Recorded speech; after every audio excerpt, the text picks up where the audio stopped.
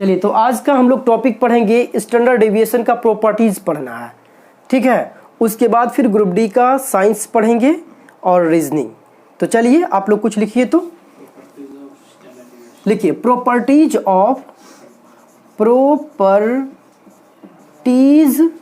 Of SD and variance, दोनों का पढ़ेंगे, ठीक है। SD and variance. तो चलिए हम लोग एक एक पॉइंट करके पढ़ते जाते हैं। तो पहला लिखिएगा कि यह कभी भी नेगेटिव ऋणात्मक नहीं होता। याद रखोगे, ना ही एसडी ना ही वेरिएंस कभी भी ऋणात्मक होगा। क्या लिखेंगे? यह कभी भी ऋणात्मक या नेगेटिव नहीं होता है, ठीक है। कभी भी ऋणात्मक नहीं होगा। अच्छा, रीजन क्या है, क्यों नहीं ऋणात्मक होता है? क्यों नहीं ऋणात्मक होता है?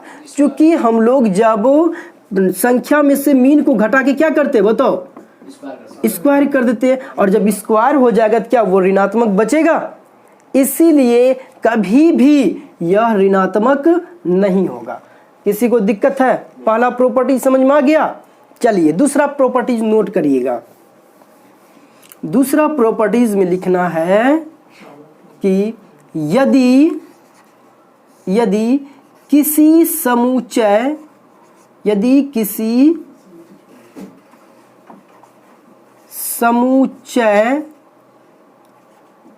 के प्रत्येक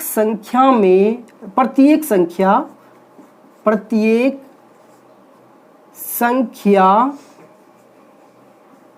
बराबर हो जाए या समान रहे ना, बराबर हो तो मानक विचलन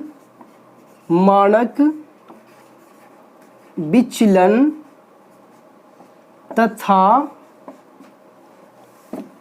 देखिए इसको विचरण या प्रसरण बोलते हैं हिंदी में। वेरिएंस को क्या बोलते हैं? विचरण या प्रसरण, ठीक है ना। मानक विचलन तथा प्रसरण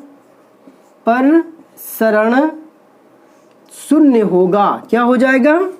शून्य होगा। याद रखिएगा, अगर डाटा का प्रत्येक संख्या क्या हो जाए, समान हो जाए, तो प्रसरण भी जीरो, मानक विचलन भी जीरो होता है। ये कैसे समझिएगा, जैसे हमने यहाँ पर एक एग्जांपल लेते हैं, बोल देगा 2 2 2 2 2, बहुत सारा दे दिया, मान लो 2 इतना ही लेते हैं हम, ठीक है। कहेंगे इसका प्रसरण क्या होगा या मानक विचलन क्या होगा? का मानक विचलन क्या होगा? तो इसका आंसर क्या हो जाएगा? जीरो हो जाएगा। याद रहे, क्या हो जाएगा? जीरो हो जाएगा। आप सॉल्व करके देख लीजिएगा, आपको हम बता चुके हैं, ठीक है। किसी भी संख्या का अगर सब टोटल क्या है, समान है, तो क्या आएगा? मानक विचलन जीरो, ठीक है। हाँ बोल। कोई भी अंक रहेगा, मतलब कोई भी अंक आ जाए, ठीक है, अगर वो समान है तो निश्चित है कि मानक विचलन प्रसरण वो क्या होगा? शून्य होगा, ठीक है। अब सिंपल है, जब यहाँ पर 2 2 2 सभी है तो इसका माध्य भी तो 2 ही होगा, है कि नहीं? समान है तो क्या होगा? माध्य भी 2 होगा। अब बताओ, सभी में 2 घटेगा तो क्या हो जाएगा? जीरो न बचेगा कि नहीं? इसका अगर मीन बोलेंगे, मीन कितना होगा, तो मीन तुरंत बोल दोगे क्या? 2 होगा। अब 2 में से 2 घटेगा तो क्या हर कंडीशन में क्या होगा? जीरो ही होगा ना। जब जीरो होगा तो क्या होगा? मानक विचलन भी जीरो। तो याद रखना सिर्फ क्या, कि यदि प्रत्येक संख्या समान हो तो मानक विचलन शून्य होगा। कोई दिक्कत? चलिए तीसरा पॉइंट आप लोग नोट करिएगा। नोट किए इसको? चलिए लिखिए, देखिए फिर से बोल दे क्या, यदि किसी समुच्चय के प्रत्येक संख्या को k से गुना कर दिया जाए तो मानक विचलन भी k गुना हो जाएगा। मानक विचलन भी कितना हो जाएगा? k गुना हो जाएगा। समझिएगा यहाँ पर, जैसे कि मान लेते कोई समुच्चय दिया है कितना, x1 x2, ये सब क्या है, x3 x4, बहुत सारा नंबर दिया है, ठीक है। इसका मानक विचलन कितना दे दिया है? या तो कोई नंबर ले ले, क्या नंबर से ज़्यादा समझ में आएगा। चलिए नंबर ही लेते हैं। नंबर जैसे है, क्या है नंबर, जैसे 7 है, 9 है, 11 है, 10 है, 13 है। ये क्वेश्चन पूछा गया था एग्जाम में, ठीक है। इसी का एग्जाम्पल लेते हैं। बताइए, इसका बता भी चुके हैं, इसका मानक विचलन कितना होगा। मानक विचलन तो पता है कितना निकलेगा इसका एसडी, इसका एसडी होगा √2। क्या हो जाएगा, √2। आप लोग को हम बता चुके हैं, आप लोग को आता भी है निकालने के लिए कैसे मानक विचलन निकालते हैं, ठीक है ना। तो मानक विचलन कितना हो जाएगा, √2। अगर आप सभी संख्या में 2 से या 4 से जिससे भी गुना करना, हमने बोला क्या, के से, के का अर्थ क्या, 2, 4, 6 जो भी, तो कोई भी नंबर से मान लेते हैं अगर आप 2 से गुना कर रहे हैं इसको, तो ये कितना हो जाएगा, 14 हो जाएगा, ये 18 हो जाएगा, ये 22 हो जाएगा, ये 20 हो जाएगा, ये 26 हो जाएगा। जब इसका ये मानक विचलन निकालिएगा तो क्या आ जाएगा, इससे गुणा के, जैसे 2 से गुना हुआ तो यहाँ भी 2 से गुना हो जाएगा। मेरे बात को समझे, ठीक है। तो यही चीज अगर प्रसरण की बात करेंगे तो ये तो एसडी इतना है, प्रसरण कितना होगा बता सकते हो, कितना होगा इसका वेरिएंस, इसका वेरिएंस 2 होगा, होगा कि नहीं। क्या इसका स्क्वायर करेंगे तो वेरिएंस निकल जाएगा, वेरिएंस 2 है, ठीक है। अगर इसमें 2 से गुना कर रहे हैं तो क्या हो जाएगा पता है, इसमें 4 नहीं, इसमें कितना हो जाएगा, स्क्वायर हो जाता है, स्क्वायर से गुना होता है, ये 8 हो जाएगा। चलिए इसका लिखा देते हैं अभी, ठीक है।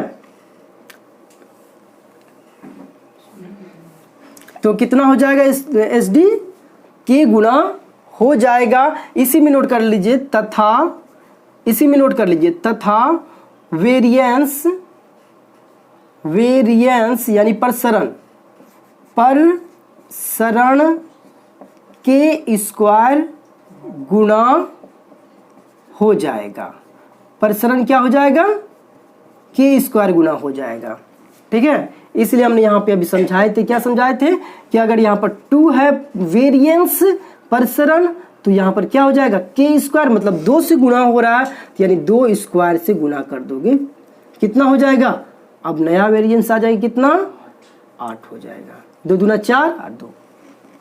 किसी को दिक्कत है, आप इसको ट्राई कर सकते हैं निकाल के, आपको आता है बनाने के लिए। हाँ, एस डी क्या होगा, 2 से गुना हुआ तो 2 गुना हो जाएगा, ठीक है। और वेरिएंस क्या होगा, उसका 2 का स्क्वायर से गुना होगा। एक एग्जांपल और समझ लीजिए, ज़्यादा क्लियर हो जाएगा, ठीक है। जैसे कि बात करेंगे हम लोग बात करते कोई भी नंबर x1, x2, x3 है ना, इस तरह रख लिए। मान लेते इसका वेरिएंस, वेरिएंस है कितना, 4, मान लिया 4 है। इनमें सभी में से 2 से गुना कर दिए, क्या हो जाएगा, ये 2x1 हो जाएगा, ये क्या हो जाएगा, 2x2 हो जाएगा, ये 2x3 हो जाएगा। तो वेरिएंस, नया जो वेरिएंस बनकर आएगा तो कितना हो जाएगा, प्रसरण, यानी कि ये 2 से गुना किए ना, तो 2 के स्क्वायर से गुना हो जाएगा। उसके बाद जो पहले वाला वेरिएंस था उससे गुना कर दीजिए, कितना देखो, 4 और 4 16 हो जाएगा।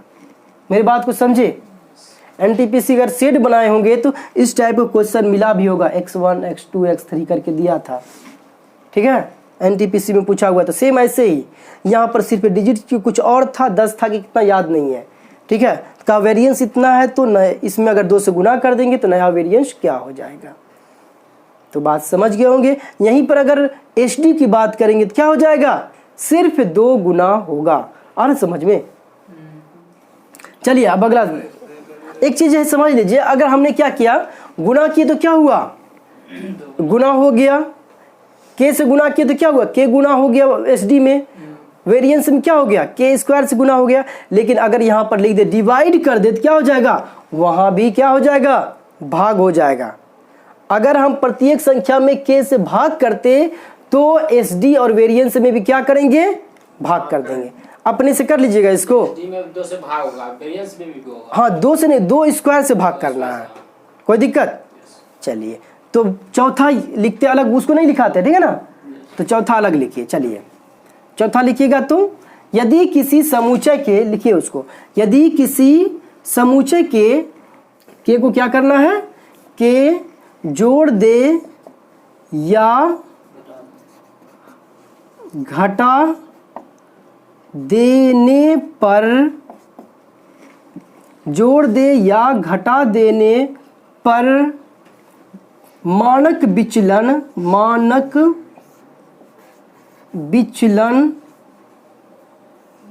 और प्रसरण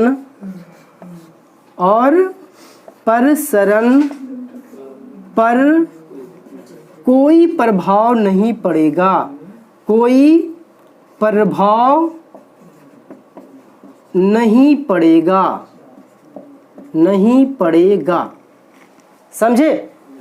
यदि संख्या को जोड़ेंगे या घटाएंगे तो प्रसरण पर कोई प्रभाव नहीं पड़ेगा, मानक विचलन पर कोई प्रभाव नहीं पड़ेगा। तो आइए इसको भी समझ लेते हैं आप लोग। क्या करना है, मान लेते वही लेते एग्जांपल में, कितना लेते 7 9 है ना, 11 13 10। इसका क्या होगा SD, अभी SD कितना निकाले थे √2 है ना, और वेरिएंस कितना होगा, वेरिएंस 2 होगा। चूंकि वेरिएंस तो SD का स्क्वायर होता है, कोई दिक्कत, लिख दे यहीं पे प्रसरण यानी वेरिएंस कितना होगा 2 होगा। अगर हमने क्या कहा 2 जोड़ दे सभी में या 4 जोड़ दे, कुछ भी जोड़ सकते हैं, आपकी इच्छा, जो जोड़ना है। क्या जोड़ दे बोलो, 2 4 5 जो भी जोड़ना। अगर 3 जोड़ते तो कितना हो जाएगा, ये 10 हो जाएगा, ये 12 हो जाएगा, ये 14 हो जाएगा, ये 16 हो जाएगा, ये 13 हो जाएगा। तो अगर इसका मानक विचलन निकालेंगे तो पहले इतना निकलेगा जितना पहले था SD। मानक विचलन पहले कितना था √2, तो अभी भी √2 ही होगा। जोड़ने घटाने से कोई इफेक्ट नहीं पड़ता है। अगर फिर वेरिएंस की भी बात करेंगे तो कितना होगा, पहले भी 2 था, आज भी 2 होगा। तो ये भी पॉइंट समझ में आ गया, किसी को दिक्कत? तो चलिए नोट करिए जल्दी से। तो पांचवा क्या है, प्रॉपर्टीज की प्राकृतिक संख्या का मानक विचलन कितना होगा, हाँ n² - 1 12। ठीक है, जैसे एग्जांपल की बात करें, जैसे बोलेगा 1 2 3 ... n तक है, तो इसका बोलेगा इसका मानक विचलन क्या होगा, इसका SD क्या हो जाएगा। तो डायरेक्ट क्या बोलिएगा, n² - 1/12। कोई दिक्कत? अच्छा, इसी का SD पूछ देगा तो क्या हो जाएगा, वेरिएंस प्रसरण क्या होगा बोलिए। अगर प्रसरण पूछ देते क्या हो जाएगा, इसका रूट खत्म कर दीजिए, क्या आ जाएगा n² - 1/12।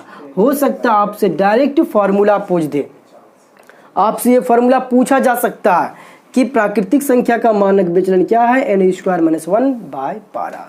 फिर अगर वेरिएंस पूछ दे तो इस पर रूट हटा दीजिएगा। ठीक है, नोट कर लीजिए इसको आप निकाल भी सकते, लगातार रहे तो आप इसको सॉल्व करके भी निकाल सकते हैं। कैसे, मान लीजिए कोई भी एग्जांपल ले लेंगे, जैसे ऐसे है ना कि 1 2 3 4 5 इस तरह लगातार है, कहेगा इसका SD क्या होगा।